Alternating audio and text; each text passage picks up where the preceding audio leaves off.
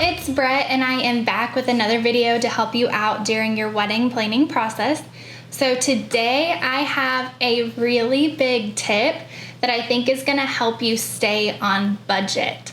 What that tip is, before you reach out to vendors and before you pick anyone, you need to figure out how many hours you are going to want that vendor for. Let me kind of explain. A lot of times whenever you reach out to, let's just say photographers, this applies to photographers, DJs, catering, just about every vendor you have, but let's just say photographer, for example. When you reach out to that photographer and you say, hey, can I get a quote? My wedding is on October 22nd, 2023. I'm just throwing out a date. I don't even know what day of the week that is. But what is your price?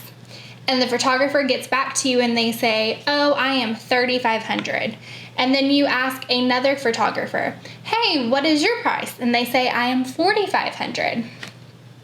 Let me tell y'all, you need to be asking how many hours that price is inclusive of. Because if the $3,500 photographer is only selling you that package for, let's say, 4 hours, but the $4,500 photographer is giving you a package with 8 hours, I guarantee you are going to end up making that $3,500 photographer be at least $4,500 by the time you end up adding all of the hours that you need them to be there shooting. So let me kind of break it down a little bit more for you. A photographer, you are going to want them there before the ceremony, way before the ceremony. You need them to get pictures of you and the girls getting ready. If you're going to do any kind of first look, whether it be with your dad, your mom, your fiance, whoever you're going to do it with, if you're doing a first look, they have to be there for that. So I would say you're going to need the photographer to be at the venue between 2 and 3 hours before the ceremony. Then figure out how many hours of event time you're having. I will tell you the average is 5 hours, but some people go up to 7. It's really depending on how long you want to party, how much open dance floor time you want to have, how many activities you're doing, all that kind of stuff. So figure out about how many hours of footage you're going to want from them. And then keep in mind, I have had so many people say, oh, our photographer is only hired for 5 hours. They're going to leave 2 hours before the grand exit because I don't need pictures of everyone on the dance floor for 3 hours. Yes, I agree that you don't need 3 hours of pictures of people just dancing, but the grand exit is a really big part of something you're going to want pictures of. That is the end of the night. That is when you're running down the sparkler aisle or the bubble aisle. Everybody's cheering for you. You kiss at the end. You're so excited. And everyone is just like, oh my gosh, we did it. They're married, hugging, congratulating you. You want pictures of that grand exit. So if you're not going to pay your photographer to be there until the very end, make sure that you're doing a fake exit so that way you get pictures of that.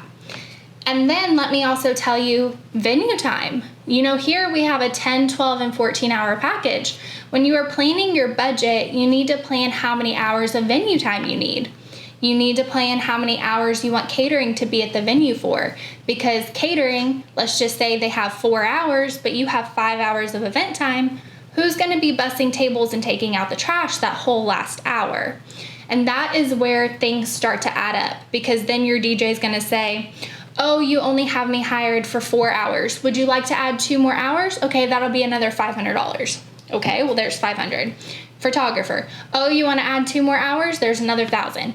Venue, you want to add 2 more hours? There's another $1,500. Catering, you want to add 2 more hours? Things start to build up is what I'm trying to tell you. So you will stay on budget a lot better if you know how many hours you need each of these vendors for before you hire them, and you're asking them the question of how many hours do you include for this price before you're booking that contract. Because it will save you a lot of money if you go with someone who might be a little bit higher priced in the beginning, but includes a lot more hours than someone who is going to say, every hour is this much in addition.